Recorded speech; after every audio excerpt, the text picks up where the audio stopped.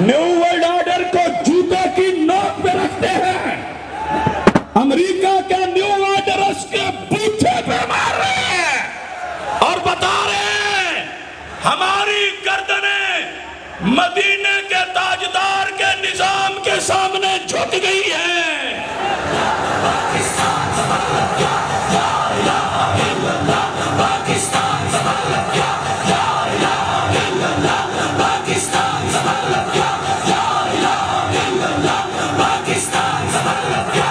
لا الہ الا اللہ۔ پاکستان کا مطلب یا رسول اللہ تکبیر، اللہ اکبر، اللہ اکبر، اللہ اکبر، اللہ اکبر، اللہ اکبر، اللہ اکبر، اللہ اکبر، اللہ اکبر، اللہ اکبر، نعرہ رسالت یا رسول اللہ، تاجدار ختم نبوت زندہ باد، زندہ باد، تاجدار ختم نبوت زندہ باد، زندہ باد۔ ہم تھکے نہیں ہیں، ہم رکے نہیں ہیں، ہم جھکے نہیں ہیں، ہم بکے نہیں۔ نظام نماز قائم کریں، نظام زکوٰۃ قائم کریں، دین کو نافذ کریں، دین کی حدود کو نافذ کریں۔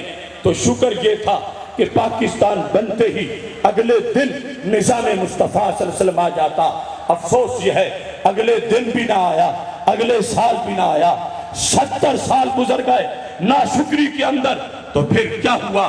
آ گئی دہشت گردی، آ گئی بدامنی، آ گیا خوف، آ گیا ہراس، آ گئی ہر کی طرف سے بھوک، آ گئے ورلڈ بینک کے قرضے۔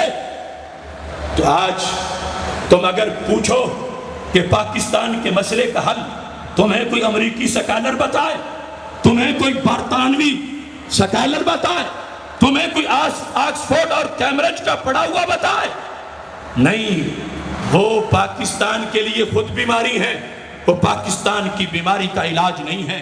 یہ نعرہ ہے دور ہٹو ہے دشمن ملت، پاکستان ہمارا ہے۔